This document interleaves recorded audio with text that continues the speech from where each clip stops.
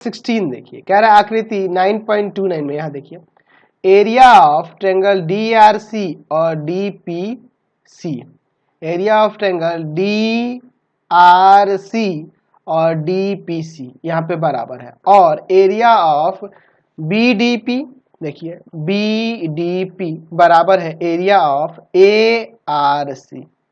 ठीक है, दर्शाइए कि दोनों चतुर्भुज कौन कौन से, ABCD और आपका दूसरा है DCPR, ये दोनों क्या है, समलंब है। बहुत ही सिंपल है, चलिए देखते हैं क्या दिया हुआ है। पहले हमारे पास दिया है एरिया ऑफ ट्रायंगल DRC बराबर है एरिया ऑफ ट्रायंगल DPC, तथा दूसरा चीज क्या दिया हुआ है, एरिया ऑफ ट्रायंगल BDP बराबर में एरिया ऑफ ट्रायंगल ARC। तो सिद्ध करना है कि ABCD और DCPR समलंब चतुर्भुज है। तो देखिए मुझे समलंब दिखाने के लिए क्या करना होगा, तो समलंब दिखाने के लिए मुझे यहाँ पे इसके सम्मुख भुजा का एक युग्म, दोनों के सम्मुख भुजा का एक युग्म समांतर दिखाना होगा। तो चलिए इसका प्रमाण देखते हैं, बहुत ही सिंपल है। हम लोग पहले दूसरा वाला जो दिया है ना उसको लेते हैं, या पहले वाले को ही लेके हम लोग एक काम करते हैं, ये पहले वाले से दूसरा वाला प्रमाणित हो जाएगा, DCPR समलंब हो जाएगा। हमारे पास दिया है एरिया ऑफ ट्रायंगल DRC बराबर में है एरिया ऑफ ट्रायंगल DPC, ये आपका दिया है DRC और DPC। तो दोनों का क्षेत्रफल बराबर होने का मतलब है, यहाँ पे मैं देख रहा हूं कि ये दोनों त्रिभुज एक ही आधार DC पर स्थित है। देख लीजिए DRC और DPC, देख लो दोनों का आधार DC है और दोनों का आधार DC है, एक ही आधार है, और देख रहा हूं दोनों का क्षेत्रफल बराबर है, तो एक ही समांतर के बीच स्थित नहीं हो जाएंगे। तो देख रहे हैं कि त्रिभुज DRC तथा त्रिभुज DPC दोनों एक ही आधार कौन है जी आपका, DC, एक ही आधार DC पर स्थित है, और दोनों त्रिभुजों का क्षेत्रफल बराबर है, क्षेत्रफल भी बराबर है। तो इसलिए दोनों एक ही समांतर के बीच स्थित होंगे, इसलिए दोनों त्रिभुज एक ही समांतर रेखाओं के बीच स्थित होंगे, ठीक है। तो इसलिए हम लोग यहां से लिख सकते हैं,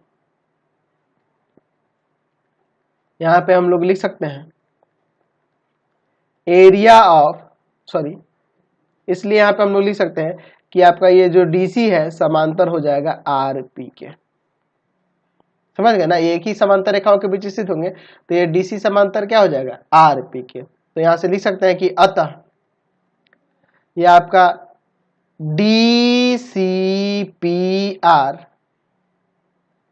समलंब चतुर्भुज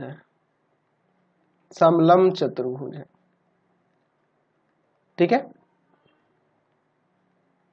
अतः की जगह हम लोग इसलिए लिख देते हैं, अतः लास्ट में लिखा जाता है, इसलिए DCPR क्या है आपका, समलंब चतुर्भुज हो गया। अब रह गया हमें ABCD को समलंब दिखाना है। तो चलिए हम लोग अब दूसरे वाले की तरफ चलते हैं। तो हमारे पास दिया है कि एरिया ऑफ BDP ARC के बराबर है, ठीक है। यहाँ पे लिख सकते हैं कि चूंकि हमारे पास दिया है एरिया ऑफ ट्रायंगल BDP बराबर है एरिया ऑफ ट्रायंगल ARC, देख लेते हैं BDP और ARC, इन दोनों का क्षेत्रफल बराबर दिया है, ठीक है, ये दिया हुआ है। ये हमारे पास दिया है। इसको मैं समीकरण 1 मान लेता हूं। अच्छा, दूसरा हमने देखा था ऊपर, अभी दूसरा चीज हमने क्या देखा था कि ये त्रिभुज के क्षेत्रफल बराबर दिया है, तो हम लोग उसको भी लिख लेते हैं। हमारे पास दिया था ना यहाँ पे DRC और DPC, इन दोनों का क्षेत्रफल बराबर है। तो मैं क्या कर लेता हूं, अब इसे पलट के लिखता हूं, एरिया ऑफ ट्रायंगल DPC बराबर में एरिया ऑफ ट्रायंगल DRC। ये भी हमारे पास दिया है, इसे मैं समीकरण 2 मानता हूं। अब आपने सोचा कि ये पलट के क्यों लिखा, तो देखिए BDP में से हमें घटा, अगर इस समीकरण 2 को घटाएंगे तो यहाँ पे हमें पलट के ही लिखना होगा, तभी ना ये आपका DPC ये वाला घटेगा। देख रहे हैं ना, ये आपके BDP का ही एक भाग है, तो इसीलिए मैंने इसको पलट के लिखा। आपके पास दिया था ऊपर कि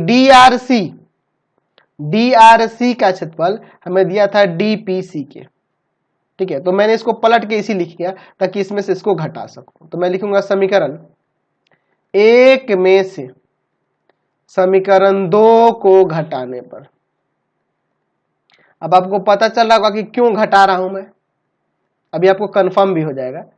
एरिया ऑफ ट्रायंगल BDP में से घटा दूंगा एरिया ऑफ ट्रायंगल DPC, और इधर एरिया ऑफ ट्रायंगल ARC में से घटा दूंगा एरिया ऑफ ट्रायंगल DRC, ठीक है, DRC। अब देखो इसको घटाने से फायदा क्या है, अभी घटा लेंगे तो आपको कंफर्म हो जाएगा। BDP में से अगर हम लोग DPC घटा दें तो ये वाला बच जाएगा, एरिया ऑफ ट्रायंगल BDC बचेगा ये वाला, और ARC में से ARC इसमें से अगर मैं घटा दूंगा DRC को तो ये वाला बच जाएगा, एरिया ऑफ ट्रायंगल ADC।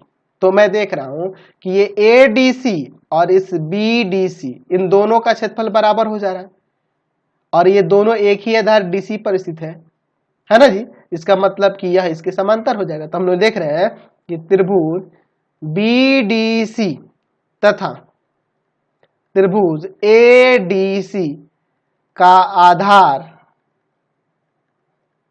आधार कौन है, DC। दोनों का आधार एक ही है, आधार एक ही है, और दोनों त्रिभुजों का क्षेत्रफल बराबर है। इसलिए दोनों त्रिभुज एक ही समांतर रेखाओं के बीच स्थित होंगे।